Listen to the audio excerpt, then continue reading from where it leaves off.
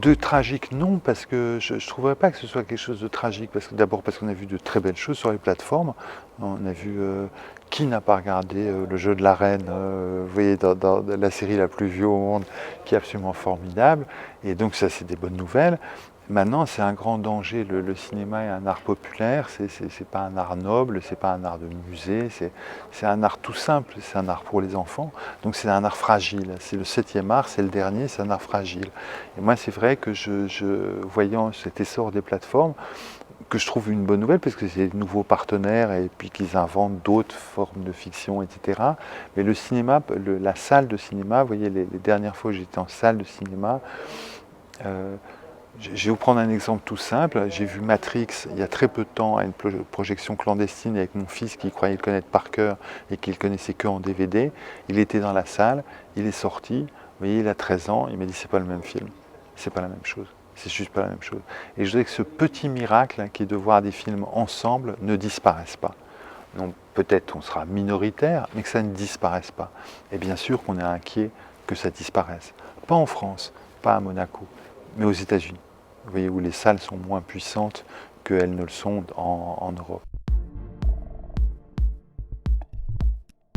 Je ne connais pas bien le cinéma français. Le cinéma dont je suis le premier fan, c'est le cinéma américain, c'est le cinéma populaire américain, c'est le cinéma qui m'a enseigné et que j'aime avoir.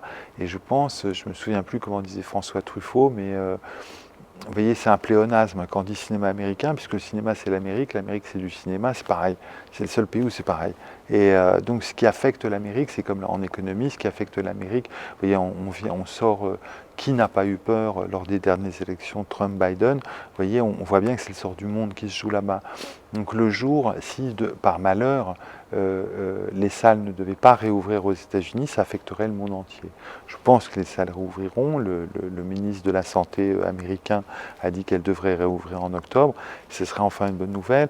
Et c'est pas la même activité de voir un film tout seul ou en famille et de le voir à plusieurs.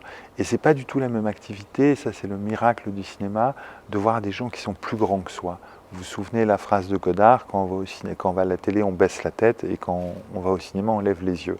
Alors vous voyez des visages qui sont plus grands que vous, qui deviennent des paysages. Et ça, ce miracle-là, il arrive que dans les salles de cinéma.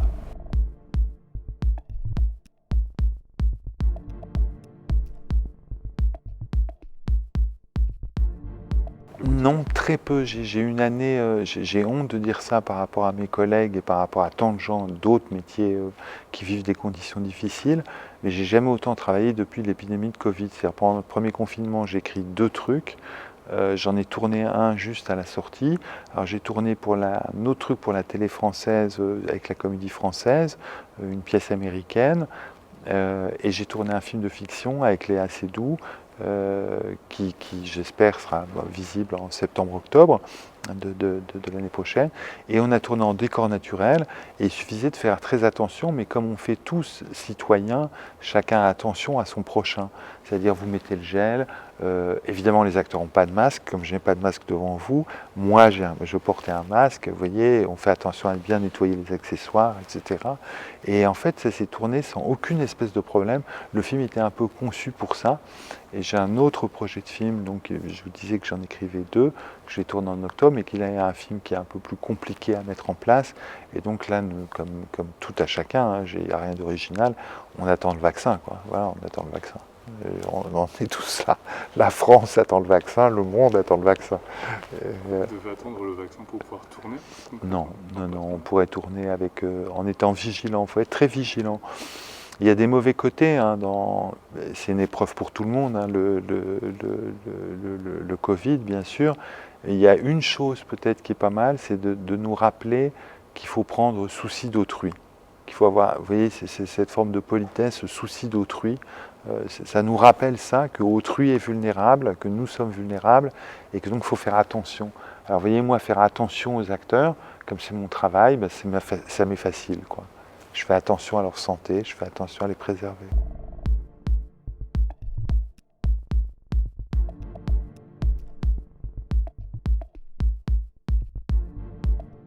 Mais ça, c'est le miracle du cinéma, c'est qu'au cinéma, on fabrique des prototypes et à la télé, pour le meilleur, je vous citais une série que j'ai énormément aimée pendant le confinement, on fabrique des produits industriels, c'est pas la même chose.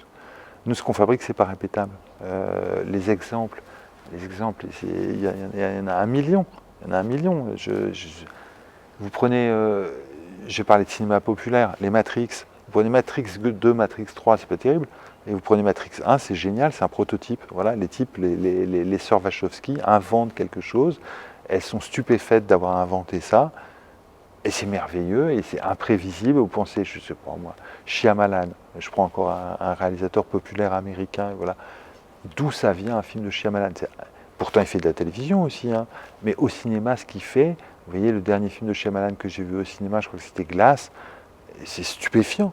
Vous ne pouvez pas prévoir. C'est l'imprévu qui arrive. Hein. Là encore, c'était Godard qui disait la culture, c'est les chaînes, c'est la diffusion par câble, etc. C'est la règle, mais l'art, c'est l'exception. Et ben dans la salle, des fois, vous voyez des objets, c'est exceptionnel. Ça ne veut pas dire que c'est mieux, c'est-à-dire que c'est bizarre, c'est singulier, et ça vient frapper à un endroit de votre âme où vous n'attendiez pas à être frappé. Et ça, c'est très précieux. Oui, bien sûr, bien sûr. Je pense qu'après le confinement, je vois les films que j'ai regardés. J'ai la chance de faire partie de l'Académie des Oscars, donc je reçois les films américains, vous voyez, qui vont sortir par DVD, etc. Et je regarde. Et je trouve que c'est une année un petit peu triste où les films américains prennent beaucoup les préoccupations sociales, etc. Ce qui est important, parce que le cinéma, c'est l'art du réel, ça c'est vrai, ça c'est vrai. Mais il y a aussi une part de rêve qu'il faut pouvoir, de spectacle qu'il faut pouvoir offrir aux spectateurs. Je trouve que pour 2022, ou 2021, donc les films fabriqués en 21 et que vous en 22, c'est de prendre part du réel, ce qui nous arrive et qui est dur, qui est éprouvant, mais aussi la part de rêve ou de spectaculaire, qui est une promesse que le cinéma nous fait. Merci beaucoup. Merci à vous.